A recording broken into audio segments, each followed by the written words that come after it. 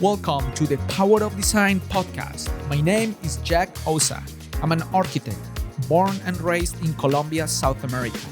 Years ago, I migrated to the United States to follow my dreams. And today, I'm the founder and principal of Osa Studio, a multidisciplinary architectural design firm in Charlotte, North Carolina. In this podcast, we talk about design, business, creativity, and the inspiration we need to create an exciting and powerful built environment.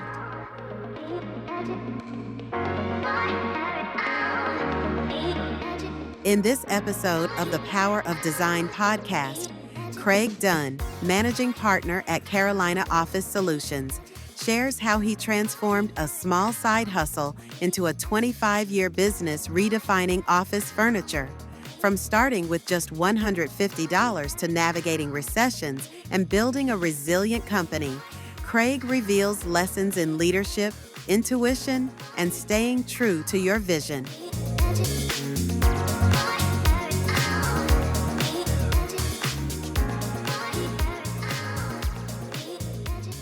Craig, welcome to the Power of Design podcast. How are you today? I'm doing well. Thanks for inviting me. Cheers. Cheers. So tell me, what are we drinking today? Oh, you put it down. That's not good luck. Sorry. Colonel Taylor, a good friend of mine, brought it over before a Panthers game one time. And it sat in my cabinet probably for 3 years. Mm-hmm. And then I was at a event at the Blackberry Farms in Tennessee. Okay. And my wife and I opted to do the bourbon tasting. Yeah. And they got a bottle of this out, and there were 3 guys at the table that knew their bourbon, and they were like, we're really excited about tasting your Colonel Taylor. And so I get back home, and I'm in the cabinet like a month later, and I'm like, oh, wow. Nice one. So on special occasions, Jack, I get it out and take a nice little sniff of it, and it's good. It's a warming bourbon. It's delicious. So it I like it. It starts getting warmer as you go. Yeah, So. it feels really good. Yeah. Well, awesome. Thank you so much Glad for you enjoy it. bringing it. Yeah, sure thing. Well, Greg, I'm excited to have you here today. I know we have known each other for maybe 3 years, maybe 4. 3 or 4, yeah. Yeah, when I joined the EAC. Correct. And that's where we met. And, you were one of the few people that I connected with. I know we had lunch a couple of times. Mm-hmm. We're, in kind of the same industry. And since I joined EO, I know you've been a member of EO for many years. So I'm, pretty excited to get to know you better, learn more about your business, who you are, tell, the audience about your life. Mm-hmm. You've been also, I think, a fan of the podcast because you know a lot of the guests. Yes. Yeah, that was interesting, realizing how many of your guests I have either come in acquaintance with or been on email threads with in the industry. So, yeah. No, nice. All right. So why don't you tell me about yourself, Greg? Craig, where did you grow up, and kind of a brief story of how did you get to where you are today? Well, I grew up in Charlotte. My family moved here in 1968 and stayed in the same house for 50 years. My mom now has moved on to Matthews Glen out in Matthews. My dad passed a couple years ago. But I grew up on the south side of Charlotte. Okay. Great upbringing. We're kind of out in the country, which you would laugh if you saw where I grew up now. Yeah. That wasn't the country. I was like, that was the country back then. Went to South Meg High School. Had a great time out there. Really enjoyed it. Played soccer. Went on to college at the Citadel. Played soccer there for a couple years. And then the Institute felt like I no longer had anything to offer to them, and they asked me to leave. Went up to Appalachian State and graduated from up there. I got reacquainted with my childhood friend, Ted Peterson. We grew up playing soccer and everything together. Yep. And we went to Europe after college. Nice. We decided not to get serious about careers, and we went to Europe for about a year. Wow. Worked some, traveled some, found another job, and worked and everything. Yeah, where did you go? Which So countries? The grandiose idea was to go to Australia. We realized that it's not so easy to get into Australia and stay. Yeah. They're very strict, actually. So we ended up going to the UK. Okay. On it's called a BUNAC, British University North America Club. So they give you a blue card. Yes. And if you're either a college student or within 6 months after you have graduated or left your last semester of college, you can apply for and get this blue card, a BUNAC card. So we fly into London, 1990, Boxing Day. So 3 days before New Year's Eve, kind of get acclimated and everything. This is in 1990, so it's a long time ago. And end up finding a job, a couple different jobs, end up working in Scotland and staying in Scotland for a while. And then flew down on a one-way ticket to Greece, lived on a beach for a month, no tent, just under a tree. Yeah, wow. That sounds amazing. pretty intense. Yeah. But just, one of those things where you can sleep on the ground when you're that age. Yes. When you start getting older, you got to start knowing where a bathroom is and where a shower is. And then it didn't really matter that much. We lived on the Black Beach in Santorini in Greece for about a month and a half and went to Crete. So anyway, the reason I talk about this is the person I travel with, my friend Ted Peterson, second grade, he and I own the company together. Wow. So when we're in Greece, we were trying to read in our Fedor's travel book, where should we go? What are we doing? Because we didn't know. We're just trying to figure it out as we go. Yeah. And this boat leaves and we're like, all right, we'll just take the next boat. And this guy goes, that was the last boat today. And we're like, did we just miss the boat? So that's been kind of our metaphor through business. When we see an opportunity, we're like, are we missing a boat here? And so it's probably been one of the greatest things that make us kind of do the, Butch and Sundance jump off the cliff, grabbing each other's hands and just going, let's go for it. Let's figure this out. And that's kind of how we started the business. We both invested $150. Nice. You know what? One of the things, as you tell this story, I was thinking about how different will it be for someone to do the same today, but now they have technology and now they're looking for information and it's not the same. And I was thinking about that we are probably one of the last generation that we got to live without technology. Mm-hmm. We had phones and maybe computers, but not what it is today. Right. That you have a phone in your hand, you have all this information, where if someone were to do the same thing today, the experience will be completely different. And there is a lot to say for that simplicity and just, couple of choices and that's it. And just doing your best. So I think that's really cool because I had some stories very similar where I remember no technology. You're just there and just talk to people and very simple living. But I think it's probably a nicer way to experience life with all that input we have today.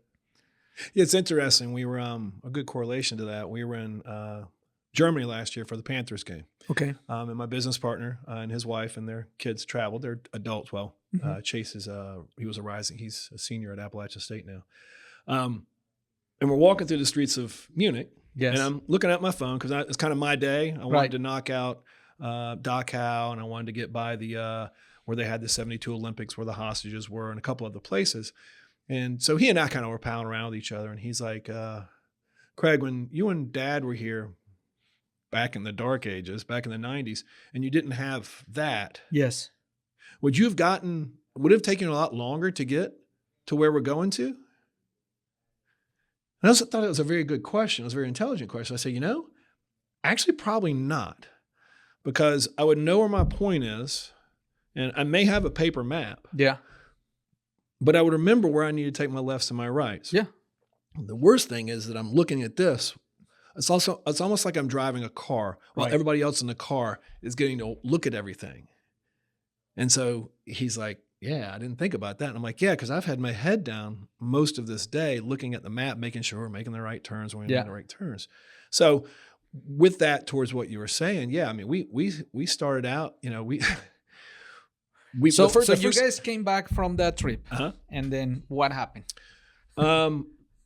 Ted got a job, and I worked in the restaurant industry for about 5 years. I really guess I just didn't, want to grow up. It's kind of like gig work, working in a restaurant. I mean, I need to go out of town this weekend. Can you get this shift? Okay, good. I'm gone. You get cash. So every night. That's probably going away too, though, isn't it? So having cash every night is both good and bad. So we're both in Charlotte the whole time, so we're always communicating with each other and everything. And I I got a job working for a moving company. A good friend of mine, David Russian. Oh my gosh. Yeah, I know David Right. Rushing. So David gave me a job. Yeah.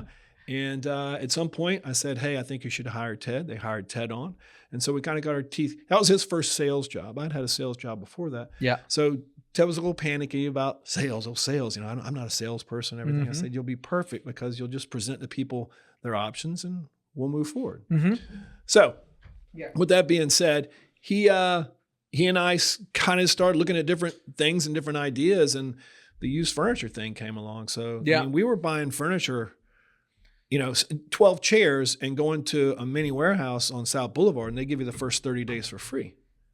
So we would borrow friends' pickup trucks, drive the chairs over there, lift the door, throw them in there. And then when we were moving somebody within the next few weeks or whatever, we'd say, hey, you got a conference room. Do you need some chairs? We'd take them out there. Yes. But if we got to day 29, we borrowed our friends' trucks and drove down South Boulevard and went to the next mini warehouse to get the next 30 days for free. Right. I mean, you talk about bootstrapping. Yes. And our images that we were showing to people, they were Polaroids. Yeah. We were literally handing, these are the chairs we have. These don't look that bad.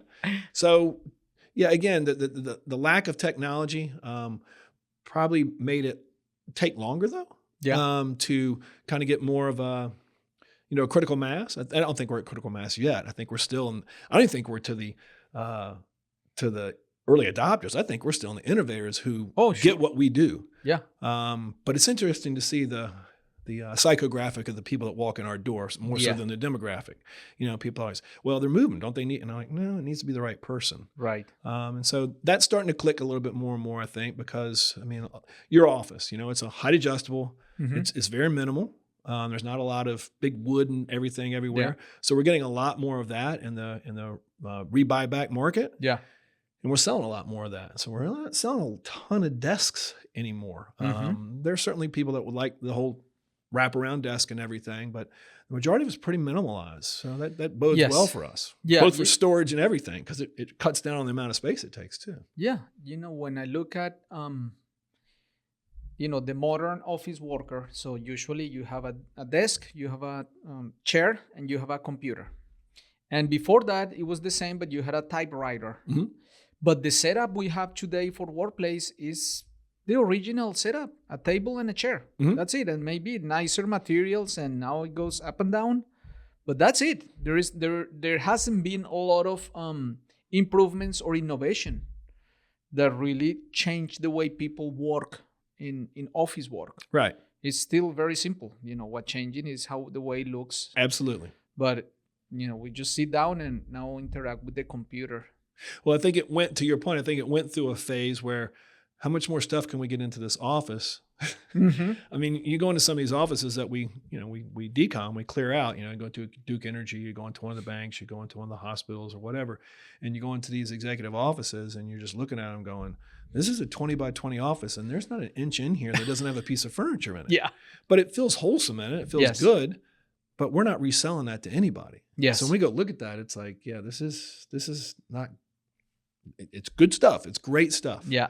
But there's really not a market for this right now. Or at least we haven't found the market. Oh, yeah. And so in Charlotte, we try to be a little bit more nimble. Yeah. We have 75,000 square feet full of furniture. Wow. But if we had 200,000, we could fill it up. Absolutely. We call our warehouse the refrigerator, because when you're ready to bring stuff in, you got to look around the refrigerator warehouse and go, okay, what are we getting out of here? Because, okay, we don't have room for everything. Yeah. It's pretty interesting. Yeah. Weighing those things out on what do we really hold on to. And it's usually, I shouldn't say usually, but a lot of times it's not the more expensive thing that you keep or the thing that you think you can sell for more.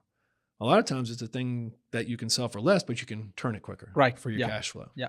All right. Tell me about those beginning days of your business and kind of learning how to do business, how to deal with clients, implementing systems, kind of graduating to the next level.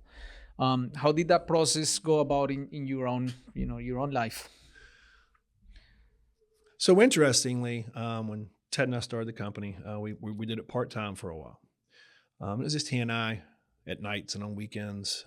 We'd go get the furniture, we'd bring it in, we'd clean it up, we'd fix it. We would go sell it, we would deliver it, and then we'd collect the money. Full cycle, right? It's the way most people start out their businesses when they're sole proprietors. There was two of us, but we started adding guys on to help us do the deliveries and everything. We were still on every delivery, but we were getting a little bit bigger jobs and everything. About 2 years in, I looked at him one day and I said, how much?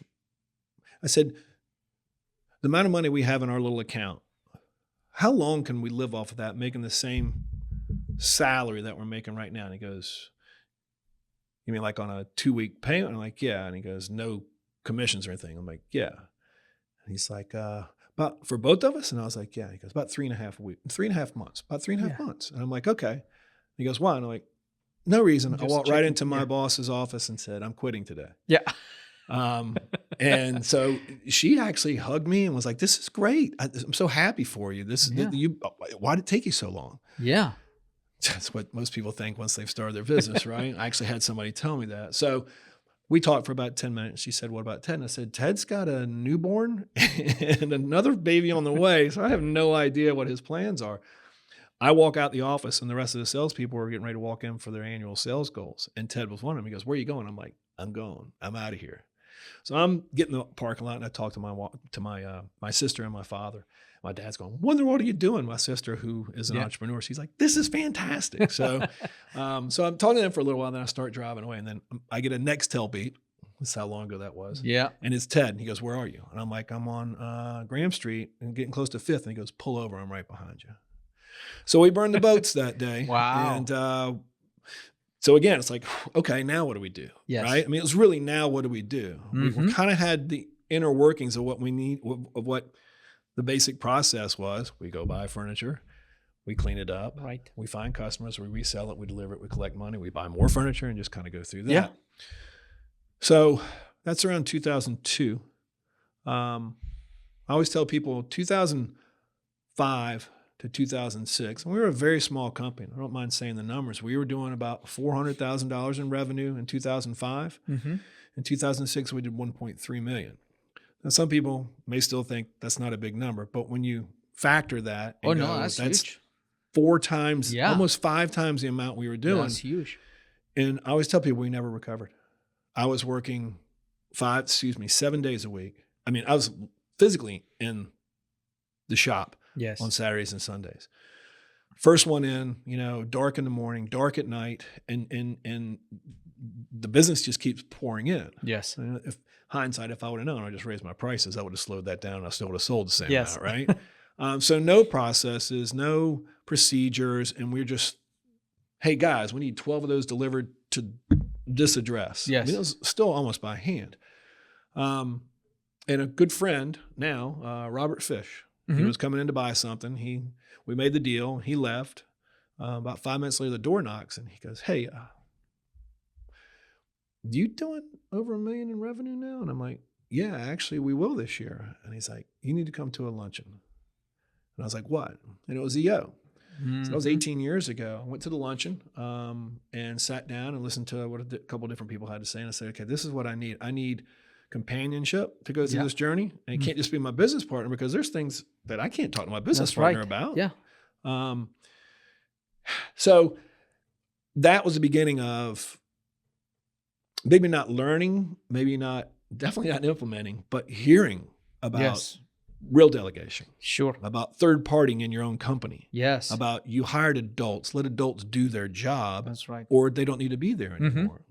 But they need to know what they're supposed to do. So that was kind of an influx. I remember I was always panicking. I smoked at the time. During the breaks, I would go out and chain smoke 2 cigarettes and be on my Nextel with my staff. And I'd walk back in. These other guys are just, having a great conversation, talking about where they vacationed and all this. And I'm like, how do I get that? So I don't know if it's FOMO or if it's just, I want that relaxed of life. Now, these people go through stress as well. Yes. But so I guess that's kind of the beginning. Now, we failed miserably several times, failed twice with sales managers, just, trying to maybe, what people may call throw money at the problem. We probably did that, even though we didn't have a lot of money. But that's probably what we were doing. And so we started growing. So when the recession hit, remember we'd done in 2006, 1.3 million. 2006, 7, 8, 9, and 10, we flatlined. We did 1.3 million every single year.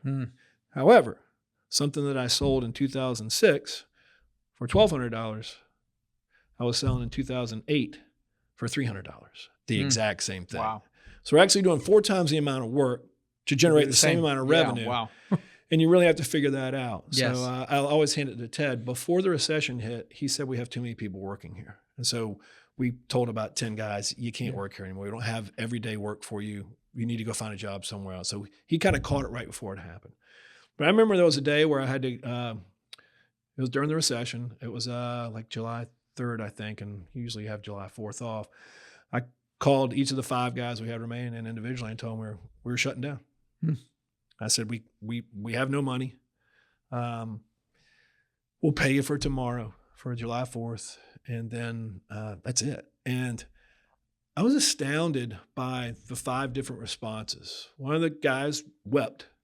Wow. This is the best place I've ever worked. I love working here. Oh my gosh. One of the guys said, hey, I'll be okay. But if this thing turns back around, you better hire me back.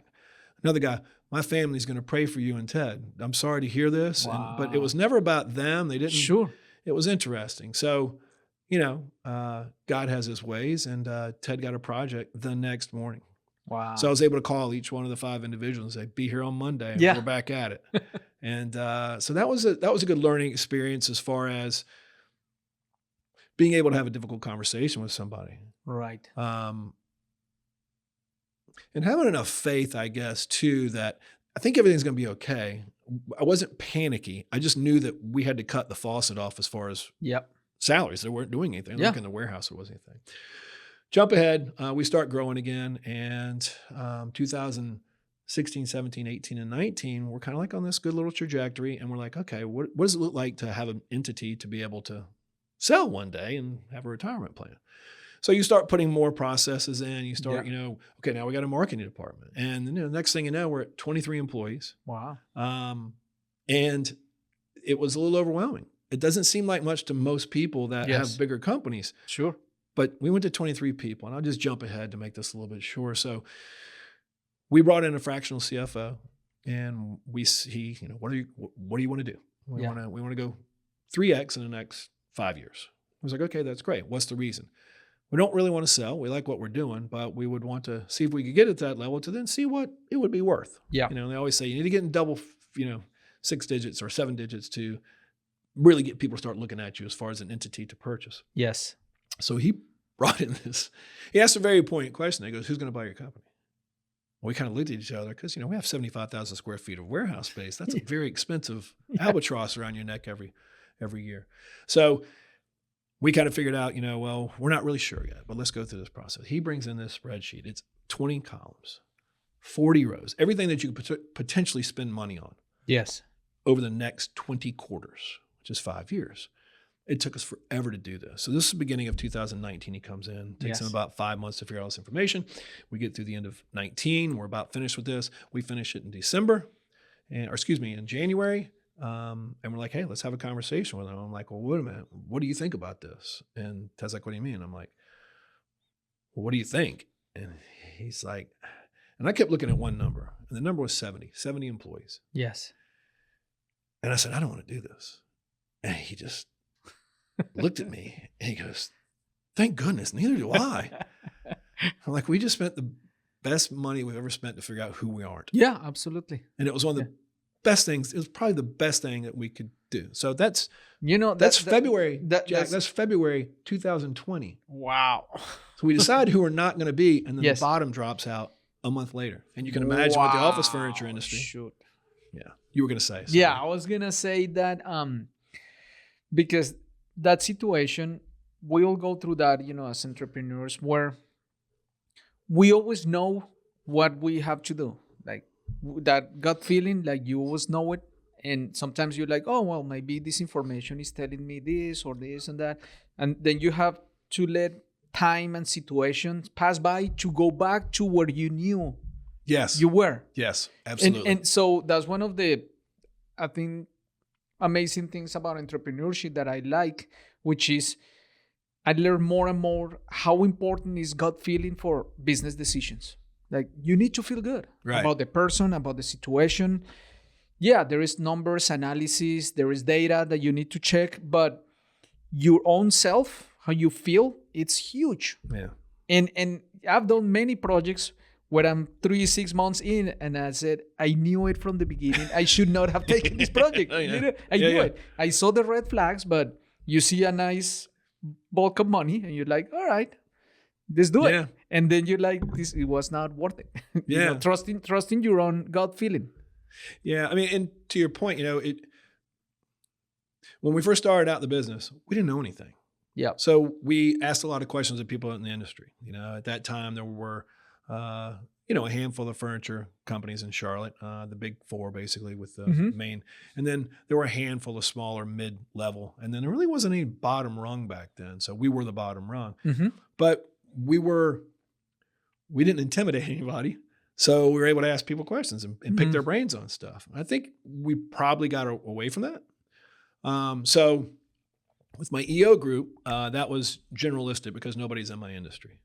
So it's taxes, it's everything. It's just trying to figure out everything, life, family. Yes. What are you doing with your spare time? What are you reading? What are your everything? So somewhere around 19, I got in a mastermind group inside the EO organization. Okay. With 5 different people: St. Louis, Columbus, Ohio, Vancouver, now Nashville, Cincinnati, and Manhattan, and they're all office furniture people. So in EO, true, trust and respect, confidentiality, so you can open everything up to each other. So going back to earlier when I said, I was struggling so much because we were doing so well. Yeah.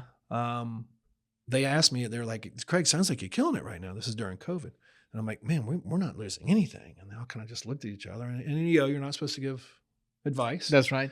So we're like, why do you think you're winning everything? Like, keep asking me these prying questions. And ultimately I'm going, oh my gosh, I'm giving my stuff away. Yeah. And they're like, maybe that may be the reason, but why not lose 1 or 2 and just see? Yeah.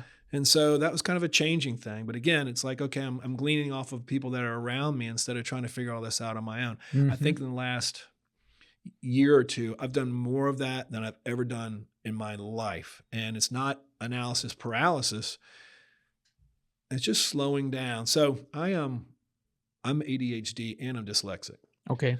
So I went to a place called Carolina Biofeed, and they did brain mapping for me. They said, what are you in here for? And I'm like, well, ADHD, and see, I got that wrong because of my dyslexia. Yeah. Dyslexia, and I got some anger problems. I snap and get angry. And so they're like, okay, well, let's see what we can do. So they put these modules on your head. You watch a movie, and or for every day, not every day, but for 45 minutes, you try to get through about 20 sessions and you see what happens. But all it's really doing is it's getting brighter and dimmer and wider and taller and louder and lower. And it's just getting your trying to get you back into your limbic place where you're not fight or flight or freeze. Yeah. And what came out of it, I think, was I started slowing down. I remember reading about Bo Jackson. I'm an Auburn fan. That's where my dad went to college. He had a stutter. And his wife, his girlfriend at the time, helped him get through not stuttering. If you ever listen to Bo Jackson talk, he talks really slow. He slows down. He lets his mouth catch up with his brain. And I think that's what is happening when I'm putting a word in front of another word when I'm reading because I'm dyslexic, or when I can't concentrate on stuff. I read 7 books at a time. 7 at a time, because I'll get bored with one. If I put it down, I won't go back to that book maybe for another 3 days. Sure. However, if there's another book that's intriguing to me, I'll keep reading. I love reading. It's fiction. It's business acumen. It's spiritual stuff. It's everything. I'll put it in front of me. I'm probably going to start reading it at some point. So I think that has also helped me in my business to just slow down and look for wise counsel and say, and it could be somebody that has no clue what I'm even talking about. Yeah. But that's not really, I'm not looking for the answer. Right. I'm looking for some knowledge that hopefully I can turn into some wisdom around the issue that I have. Yeah. And I'm sure that has had a huge effect on your business performance, because if anything I have learned is that my business is a direct reflection of who I am. And if I change, my business change, because you're making all the decisions. Right. And the way you feel, your emotional state, your mindset is direct reflection of the business. So I'm sure all those things have been showing up in your business with results that are different. Definitely different. Yeah. Yes. Yeah, definitely different. You know, the old story of how, the Everest, there were two different ways that they got up. I think that a lot of times it's that. And I want to take the less stressful way. Yes, Life. absolutely. I think life it's finite.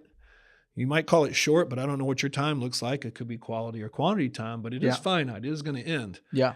And when we started the company, that was my whole thing. We used to work weekends and nights doing relocations. We did commercial relocations. So you'd sell it all week and then you work every weekend. Right. You're rushing to get to kids' baseball and soccer games.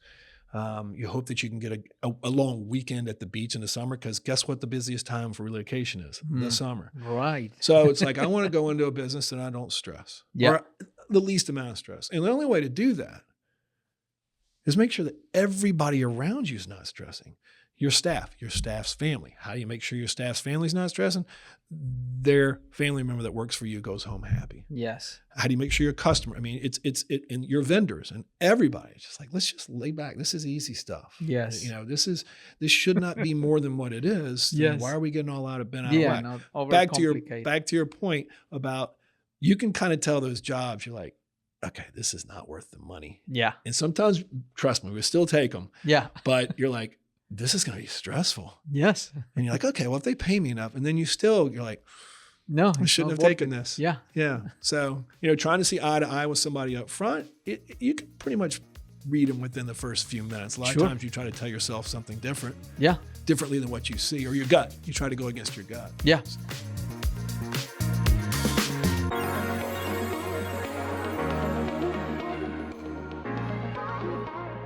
The Power of Design podcast is brought to you by OSA Studio, a multidisciplinary design firm focused on creating impactful experiences through the power of design. We partner with our clients to create buildings, interior spaces, brands, and strategies that help you deliver a successful project. As a minority-owned firm, we are committed to building a diverse platform of curious and driven design professionals so we can together pursue our full potential. For more information, please visit us at www.osastudio.com.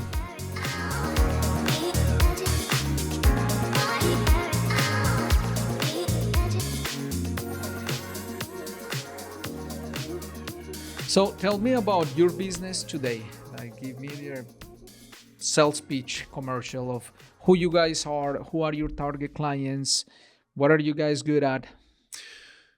So Jim Collins wrote a great book, Good to Great. And we got to see him speak in Charlotte recently through the EO group. Yeah, I was there. Yeah, so he went through that little practice of doing the Flywheel. That was awesome. So I've known what a Flywheel is for a long time because I read the book 15 years ago, but I never tackled it. Yes. And so he's like, all right, you're going to share with the person beside you what your Flywheel is.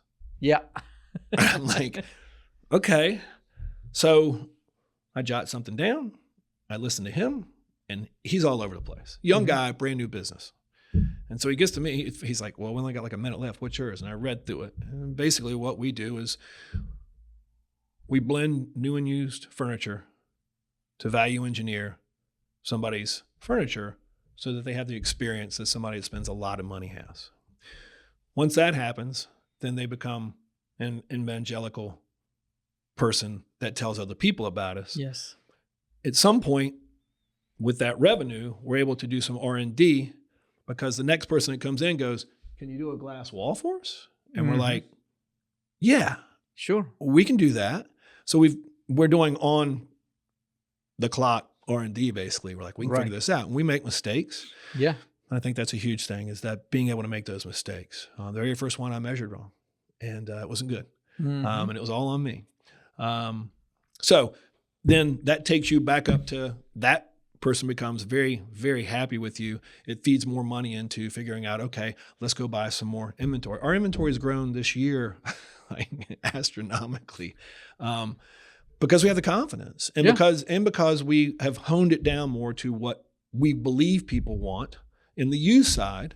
And then we'll supplement the glass walls with, new product and everything. So the Flywheel is not completely spinning yet, but the concept is pretty much there with the blending of new and used furniture. So we've been very fortunate, met a lot of people that have been on your podcast. through the years, and we've been doing it for a long time. This is our 25th anniversary this year. Wow, Yeah, congratulations. Yeah, 25th anniversary. That's amazing. If my dad, he could see us now, because I just wanted to borrow $2,000 from him 25 years ago. And he's like, I'm not letting you borrow $2,000. It was for you and Ted? Yeah, because he's known Ted, since we were childhood friends. Yeah. So they trust us. Mm-hmm. They're like, hey, I think we know somebody that can help you. Yeah. The beauty is we have a good relationship with CBI. Yeah. In the past, we've had a good relationship with, it was Kleeman, now Yeah. Alfred. We Yeah. don't do as much with them anymore. Yeah. We do some good work with PMC. And where we go in is we go and liquidate the furniture out. We're not their competition. Absolutely. Not at all. Yeah. So it's been a good union as far as feeling good about ourselves and doing the job the right way and everything. Yeah, no, I think that's a really good story about finding your position in the marketplace. And not only find it, but creating your position in the marketplace, because once you have your position, it's yours. Yes. That's it.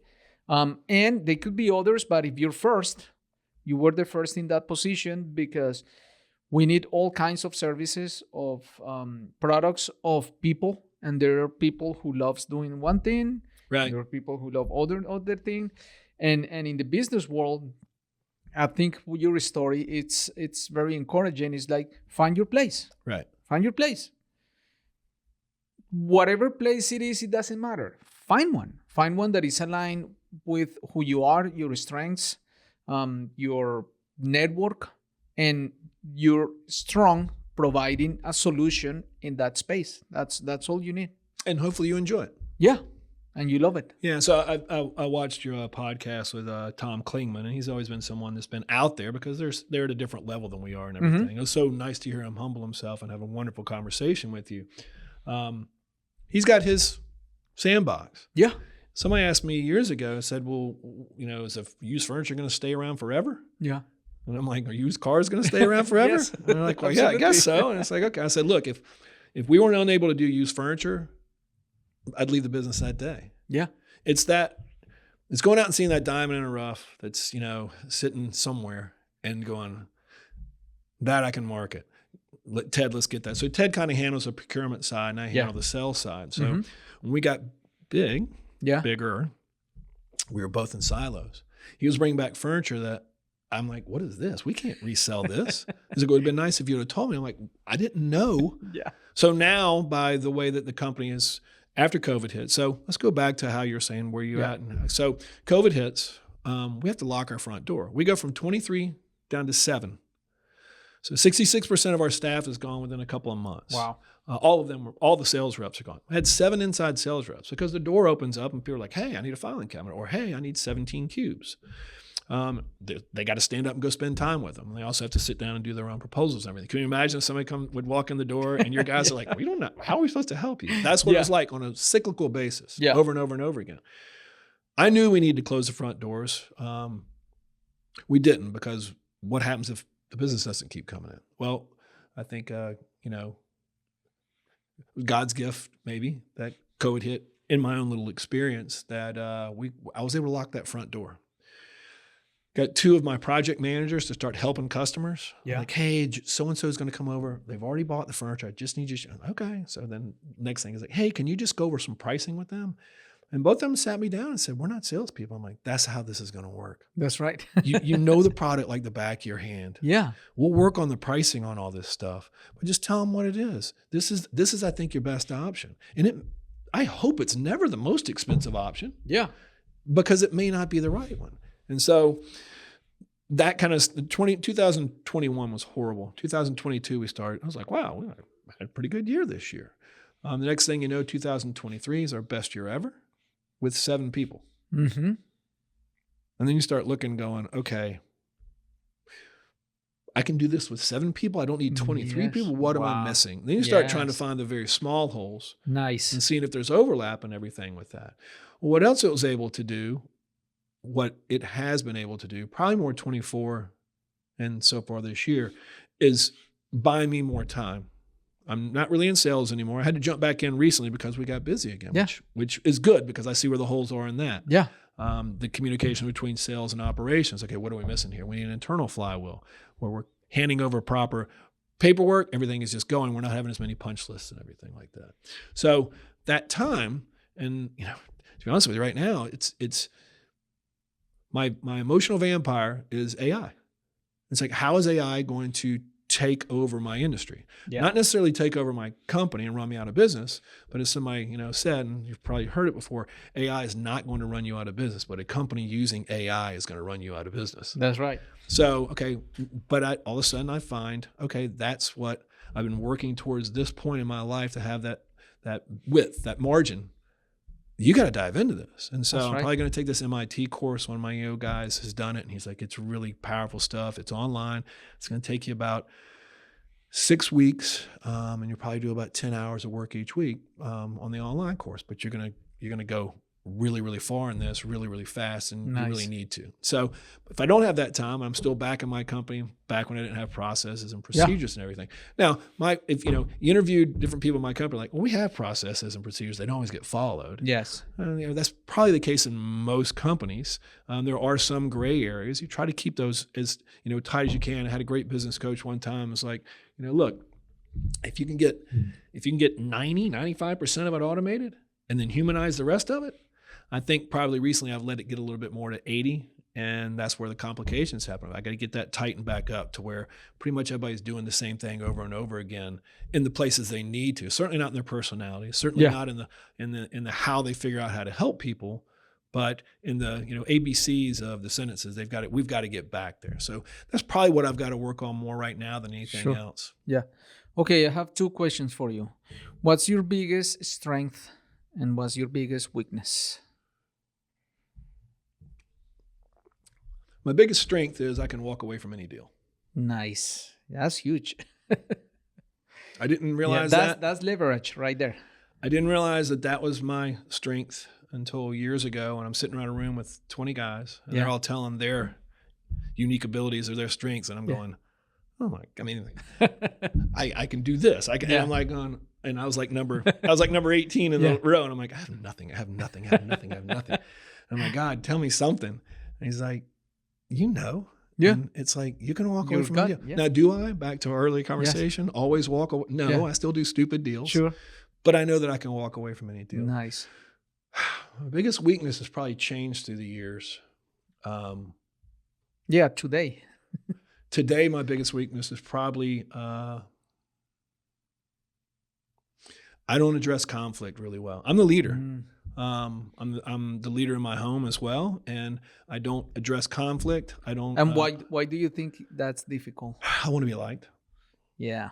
And I'm an introvert, actually. I get stressful when I have to hold out my hand and introduce myself. Yes. Now, if you introduce me to someone, I can have a conversation with that person for hours. Yeah.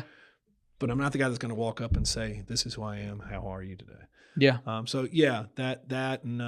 that's it. Just conflict. I don't like conflict, and I started a business so that it would be as stress-free as possible. Right. That tells you anything about me. That's your vision? That's my vision. That's what I think is amazing about business, because it forces you to face who you are and what you need to improve about yourself. Mm-hmm. And I'm exactly like you. I avoid conflict. I'm an introvert. And if you're in business, there's going to be a lot of conflict. Mm-hmm. And if you have to sell, you need to go to people. But I love that business forced me to be out of my comfort zone. Right. Because guess what? I need to sell. Right. I have a team that I need to pay their salary, and they're waiting on me. And I cannot go back. Sorry, guys, I'm an introvert, so I was scared. No, I need to do it. And I force myself to do it, and you get used to it, and you realize, all right, I can do this. Yeah. I can do this.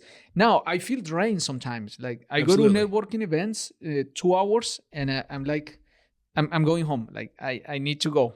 I need to work for it. Right. Same with the conflict. I need to prepare for conflict. I'm like, okay, I need to face this, but I'm methodic. I'm like, let's have the conversation. I feel horrible at the beginning, and it's always there because that's just the way I am. Right. But at least you know that. Yes. And business forces you to do it. I cannot avoid it. If I avoid those things, the business numbers are going to show it. Right. It's going to be negative, not only for me, but for my family, my employees. And that, I cannot let that happen. Yeah. That's interesting. The first disc test I took was probably 2004. Denise Altman was her name. She gave us the disc test, and then we went over everything. And Yes. so I'm looking at all this information, and I'm shaking my head. I look up at her, and she goes, "We need to talk." So she's like, "Is everything okay?" And I'm like, "Yeah." And she goes, "What's on that piece of paper is not who I see." Yes. And so I said, let's sit down and talk about this. Yeah. And so one question she would ask was, she's like, "Okay, tell me your Monday." And I'm like, "Depends on which Monday it is." Yes. She goes, "Tell me your average weekday." I'm like, "Depends on which day it is." She's like, "What do you mean?" It's like, "So Denise, I'll go into the warehouse in shorts and a t-shirt and work on furniture, literally fixing drawers and everything." This is early on. I get in there at 6 a.m. I'll work till 6 p.m. and then I'll get home. She goes, "What do you do when you get home?" I'm like, "I don't know, play basketball with the boys, or, go do something like swim over to the pool and play at the pool if it's summertime." She's like, "Okay, well, tell me a day that's not like that." Well, a day that's not like that, I'm dressed up and I'm out seeing customers. She's like, "Well, how many customers?" I'm like, "I don't know, 3 or 4 maybe, 2 or 3. I don't know. It depends." She's like, "Well, what's the length of that day?" And I'm like, "Well, I don't start until 8 or 9 because you're going to see somebody." She goes, "Okay. And then what time you finish?" I'm like, "I don't know, usually get home at 4. And then she goes, "What do you do after that?" And I'm like, "I sit on the couch." And she's like, "Then your disc profile is right. You're an introvert. Yeah. You can't go see people every day. Mm-hmm. Excuse me, all day. Yeah. You need to go see people every day. What is a good week for you?" And I'm like, 5 or 6 appointments. She goes, "Let's call it 5. Yeah. So you go see a different person every single day. Then you go into the warehouse and work." Well, the warehouse that we were at that time, we were subleasing, had no power, no water. So I had stacks of extra clothes in there. And so I'd go out in the morning, try to do the appointment in the morning, then go in and work, and then go home at night.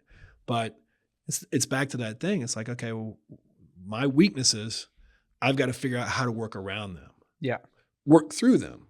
The old story, the buffalo runs straight at the storm and the cow runs away from it. You got to get through it.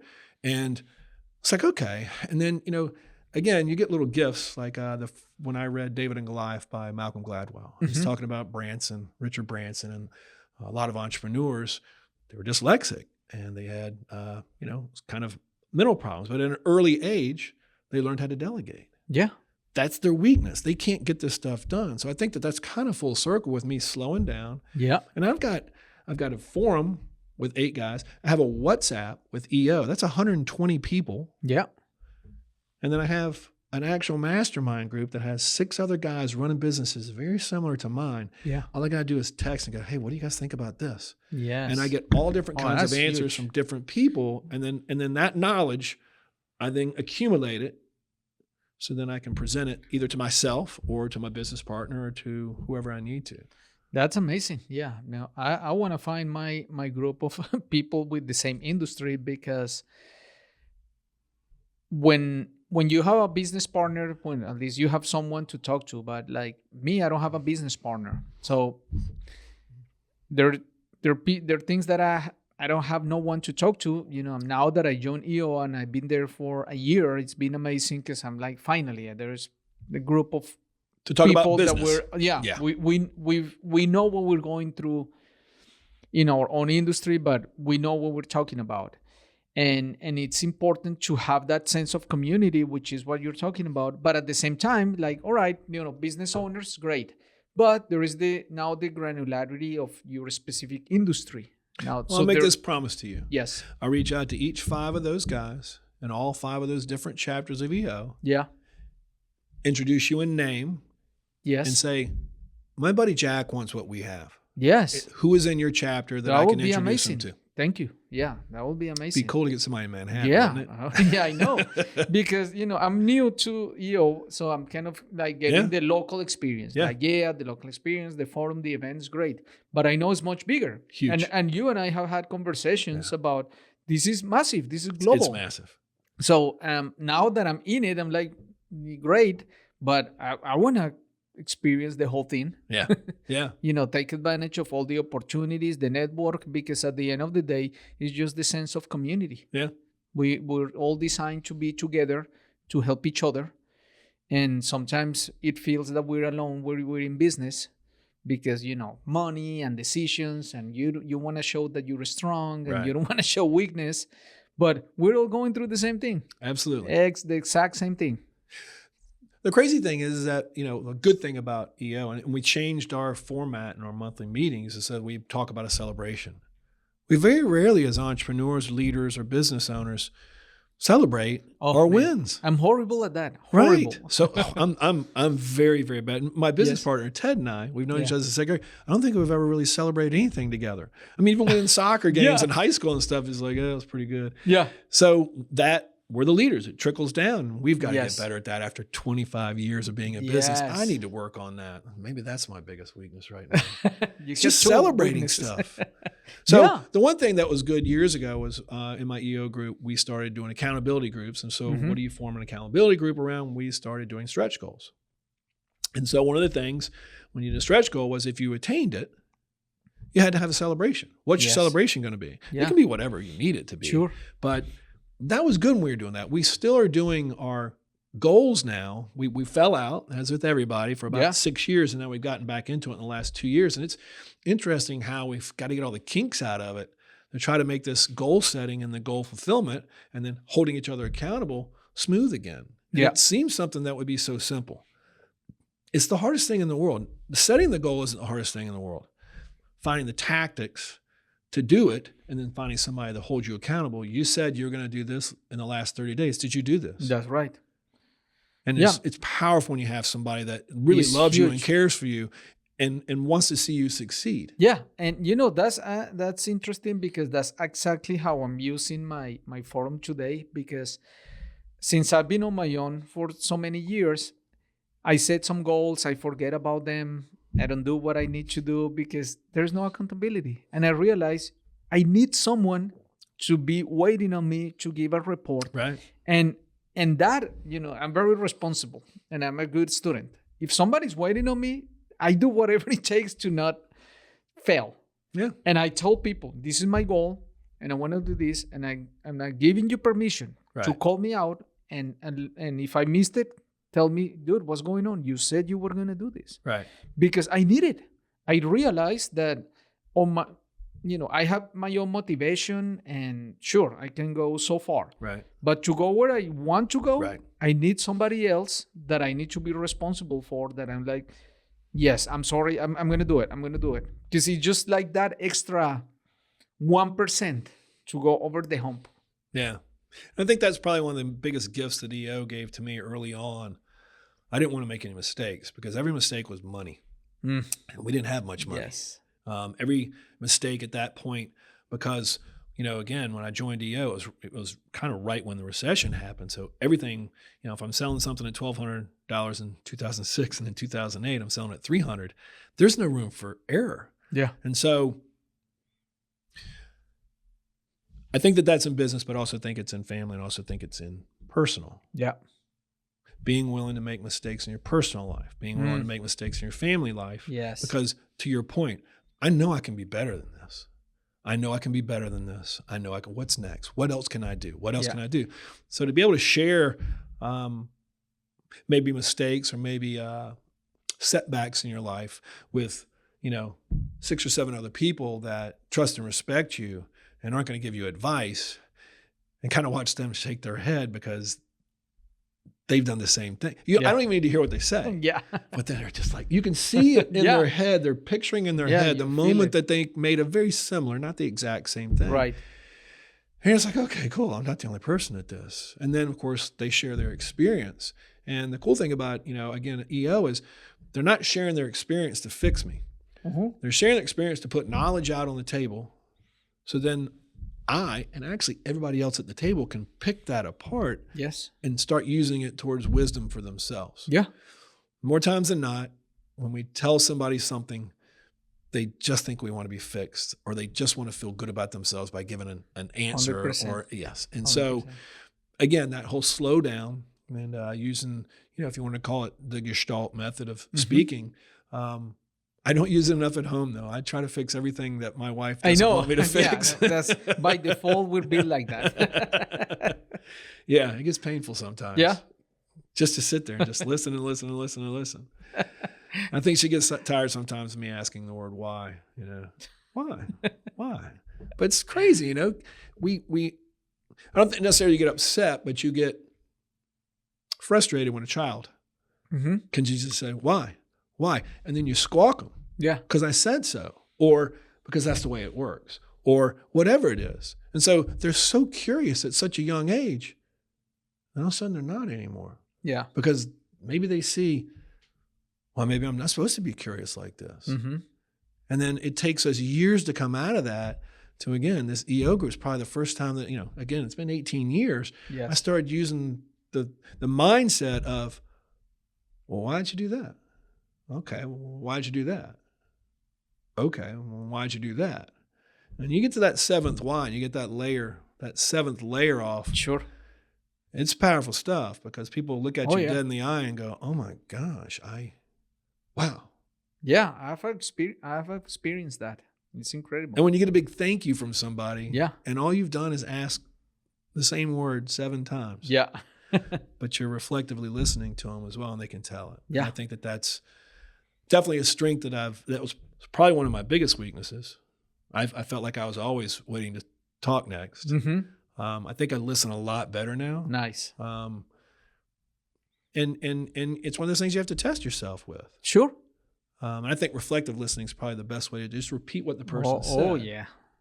Make them feel understood before Yes. you talk. Right. Yeah. All right.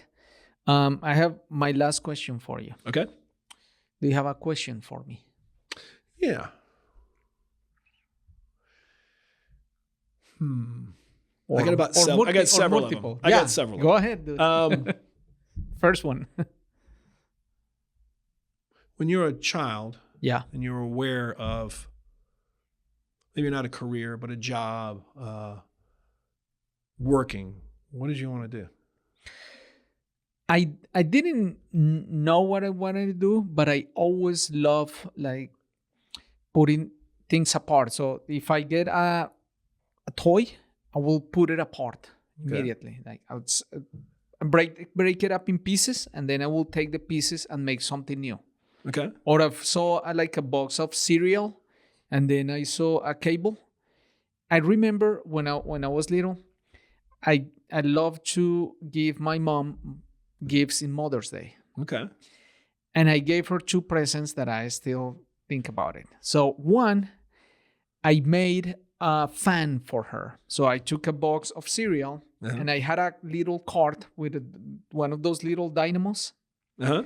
And I found battery and lollipop like stick, and I made a fan for her.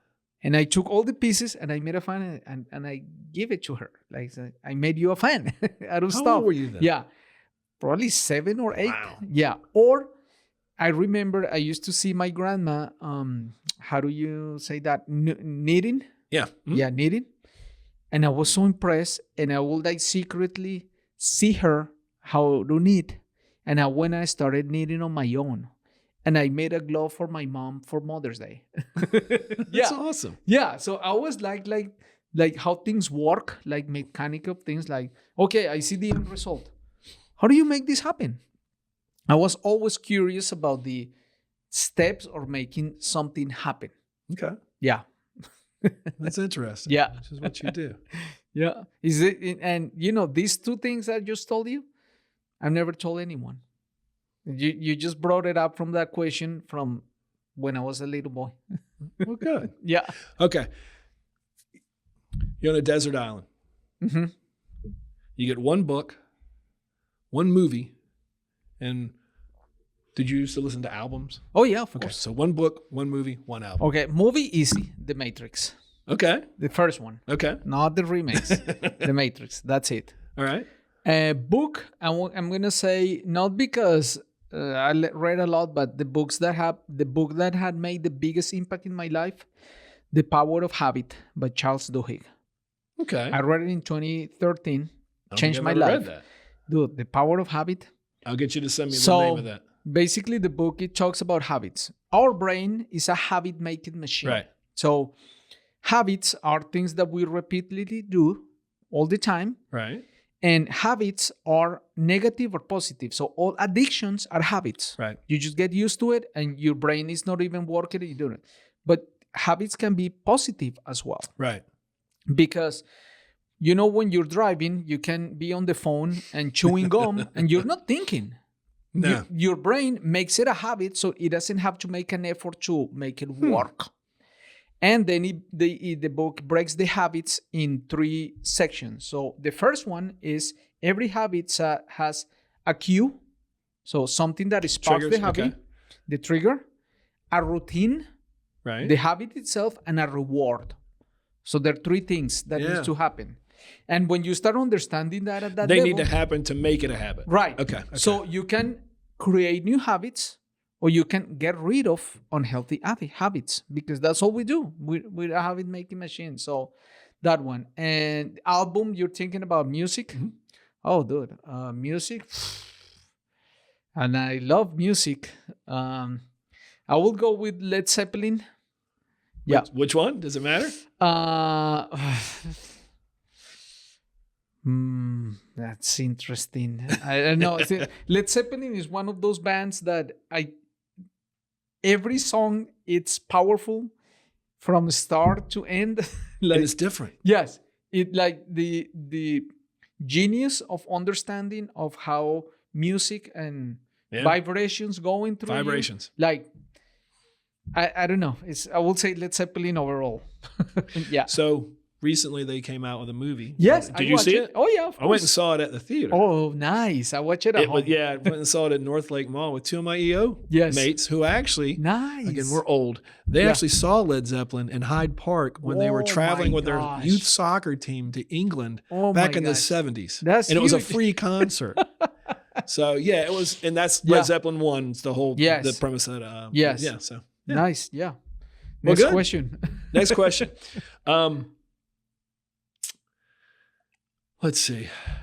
I think that what I'd like to know, since you've come from one country to another country. Yes. What is one regret that you have for leaving?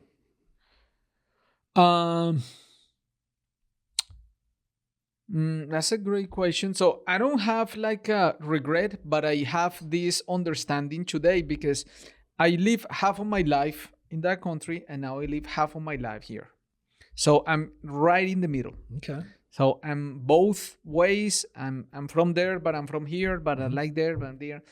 And I have a very clear understanding. So when I go back to Colombia, I experience a richness of experiencing life that is not experienced here. Okay. So let's say down there, most people don't have the access to material things we have here. Here, we do have all those nice things. But here, we're robots. When I go down there, it doesn't matter where you are, who you are, you have money or do you have money. Right. Dude, people laugh all the time, have fun all the time. Like, there's no excuse. We're just enjoying life. And here, we have all those things they want to have, but we're robots.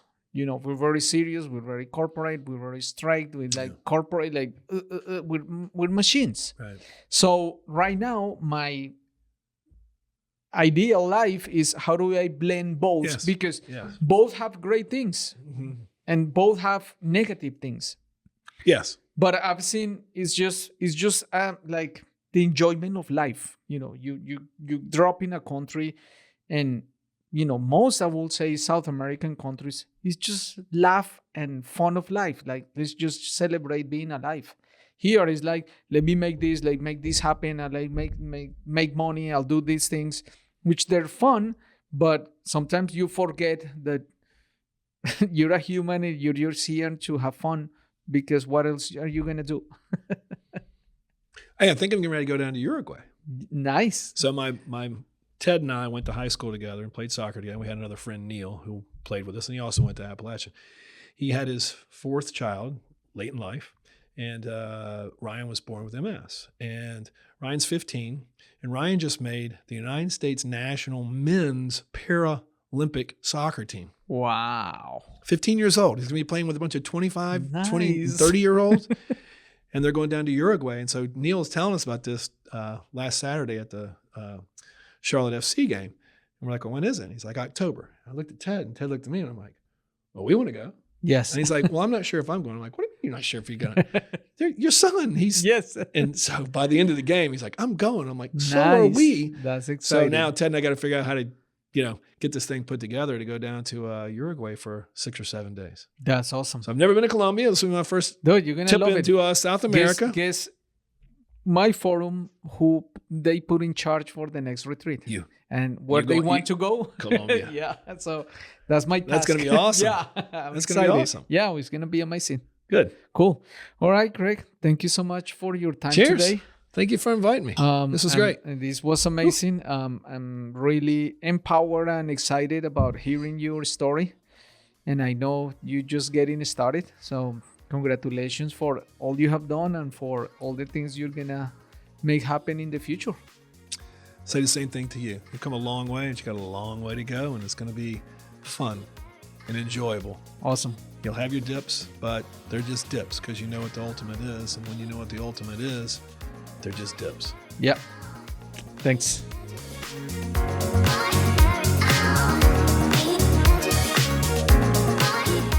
Thank you for listening to the Power of Design podcast.